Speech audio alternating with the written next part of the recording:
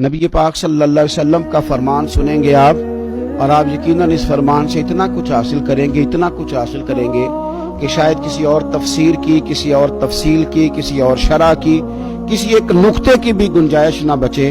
سرور کائنات صلی اللہ علیہ وسلم نے فرمایا، میں جس کام میں تمہیں آزادی دوں نا، مجھے چھوڑے رکھا کرو، کیونکہ تم سے پہلے لوگ اپنے نبیوں سے زیادہ سوالات کرنے اور زیادہ جھگڑنے کی وجہ سے ہلاک ہو گئے تھے۔ زیادہ سوالات کرتے تھے، انبیاء سے جھگڑا کرتے تھے، بحث مباحثہ کرتے تھے، وہ ہلاک کر دیے گئے۔ فرمایا میں تمہیں جس کام سے منع کر دوں، حضور فرماتے ہیں اس کام کو چھوڑ دیا کرو، اور جس کام کے کرنے کا حکم دوں جہاں تک ہو سکے بجا لایا کرو۔ لیکن بحث مباحثہ اور فضول سوالات، بعض لوگ ایسے ہوتے ہیں کہ جن سے آپ توقع ہی نہیں کر سکتے کہ وہ کوئی صحیح سوال کریں گے، کوئی صحیح بحث چھیڑیں گے، وہ کوئی تربیت کا، اصلاح کا، خیر کا کام کریں گے، وہ کوئی نہ کوئی الجھاؤ پیدا کر کے خبروں میں رہنا چاہتے ہیں، وہ کوئی نہ کوئی ایسا سوال چھیڑنا چاہتے ہیں کہ جس کے بارے میں ان کا خیال ہوتا ہے جی میرے سوال کا جواب نہیں جی کسی کو آیا، وہ ایک آدھ پہیلی یاد کر لیتے ہیں اور پھر وہ کہتے ہیں جی وہ دیکھو جی میرے تو سوال کا جواب نہیں نہ دیا۔ بھئی آپ کا مقصد علم حاصل کرنا تو ہے نہیں، آپ کا مقصود تو کوئی ایسی بات چھیڑنا جس سے سامنے کو نیچا دکھایا جا سکے، سامنے کو کمزور کیا جا سکے، سامنے والے شخص کے بارے میں لوگوں کے ذہنوں میں بات بٹھائی جا سکے کہ اسے میرے سوال کا جواب نہیں آیا۔ امام مالک رحمۃ اللہ علیہ بیٹھا کرتے تھے تو بہت سارے لوگ آپ سے سوالات کرتے تھے، ایک آدمی چپ کر کے بیٹھا رہتا۔ بڑے شوق کے ساتھ ایک دن امام مالک رحمۃ اللہ علیہ نے اس سے فرمایا، میاں تم کوئی سوال نہیں کرتے؟ کہا حضور کر لوں؟ فرمایا کر لو۔ کہنے لگا روزہ کب افطار کرنا؟ فرمایا جب سورج غروب ہو جائے۔ تو کہنے لگا اگر ساری رات سورج ہی غروب نہ ہو؟ تو امام صاحب فرمانے لگے بیٹے تو چپ ہی رہا کر، تیرا سوال نہ کرنا ہی بہتر ہے۔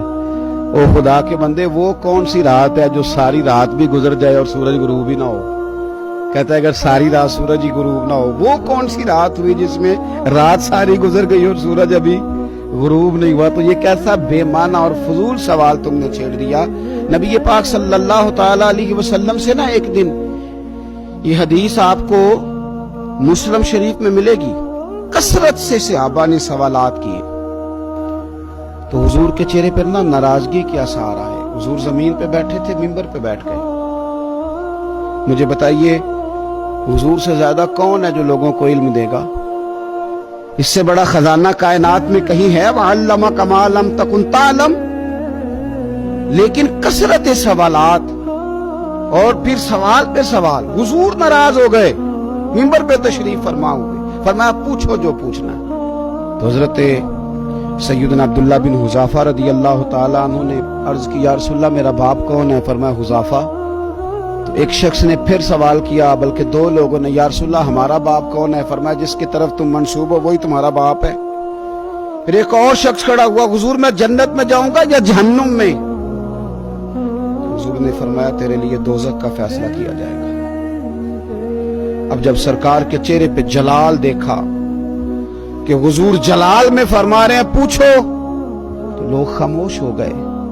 اعلیٰ حضرت فرماتے ہیں غضب سے ان کے خدا بچائے، نور باری جلال میں ہے۔ حضرت عمر فاروق رضی اللہ تعالیٰ عنہ نے کیفیت دیکھی تو اپنی یہ کوہنیاں زمین پہ رکھ دی اور ہاتھ باندھ دیے کہ رضیت باللہ ربا وبالاسلام دینا وبسیدنا ومولانا محمد نبی و رسولا۔ کہنے لگے سونے ہمیں معاف کر دیں، ہم اللہ کے رب ہونے پہ بڑے ہی راضی ہیں، اسلام کے دین ہونے پہ بڑے راضی ہیں، اور ہم بڑے راضی ہیں کہ اللہ نے آپ کو ہمارا نبی اور رسول بنایا ہے۔ حضور بڑے راضی ہیں۔ تو حضرت عمر فاروق رضی اللہ تعالیٰ عنہ کی بات سن کے حضور نے فرمایا عمر بیٹھ جاؤ، اللہ تم پہ رحم کرے اور اللہ تمہیں اس کی توفیق عطا فرمائے۔